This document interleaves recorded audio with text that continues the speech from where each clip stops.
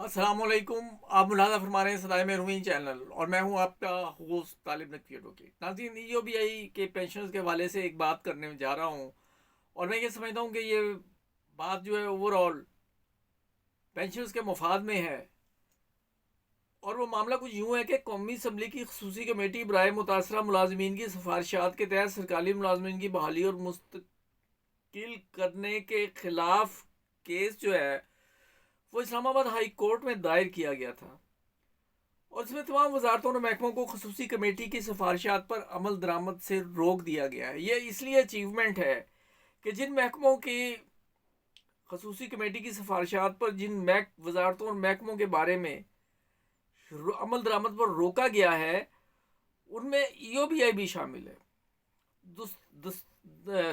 درخواست گزاروں کی تمام درخواستیں منظور کرتے ہوئے عدالت نے کمیٹی کی سفارشات پر عمل نہ کرنے کی وجہ سے افسران کے خلاف تادیبی کارروائی غیر قانونی قرار دے دی گئی ہے. یعنی تفصیل اس اجمال کی کچھ یوں ہے کہ جیسا کہ آپ جانتے ہیں کہ کچھ امپلائیز نکالے گئے تھے اور پھر پیپلز پارٹی کی حکومت نے جو ہے وہ اس میں کچھ اقربا نوازی کا بھی پہلو تھا. پیپلز پارٹی کی حکومت نے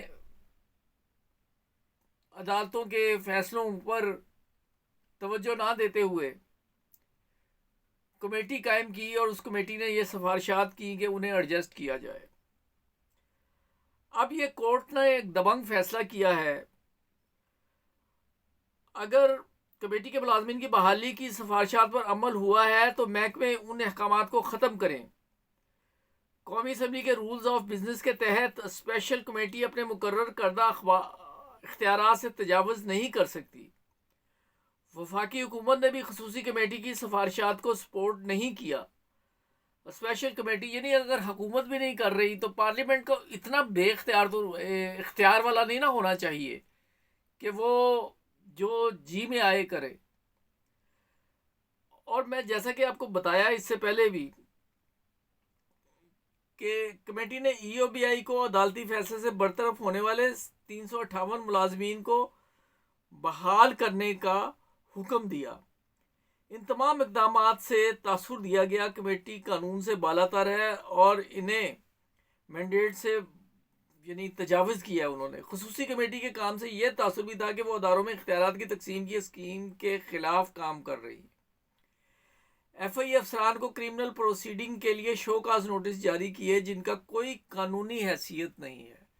یعنی غیر قانونی احکامات نہ ماننے پر انہیں جو ہے وہ نوٹسز دیے گئے. عدالت کو بتایا گیا کہ رولز میں ایسا کچھ نہیں تھا کہ کمیٹی حکومتی اداروں کو بلا کر احکامات جاری کرتی. اور اس میں پاکستان اسٹیل ملز ای او بی آئی و دیگر نے خصوصی کمیٹی کے ملازمین کے حوالے سے سفارشات کو چیلنج کیا تھا. یعنی اگر یہ اس پر عمل درآمد ہو جاتا تو ای او بی آئی میں ان ملازمین کے جانے سے محکمے پر اور بوجھ پڑتا اور وہ بوجھ جو ہے وہ شفٹ ہوتا پینشنرز کی طرف. کسی نہ کسی طرح جو اضافہ ہے ایک جواز مل جاتا کہ ہم تو اضافہ نہیں کر سکتے, ہم تو فالتو ملازمین جو ہیں وہ ہمیں رکھنے پڑ گئے ہیں. تو اس لحاظ سے میں یہ سمجھتا ہوں کہ بالواسطہ یعنی براہ راست تو نہیں لیکن بالواسطہ یہ پینشنرز کے مفاد میں ہے. اللہ کرے کہ ای او بی آئی کی جتنے بھی کیسز ہیں وہ سب ای او بی آئی کی فیور میں ہوں.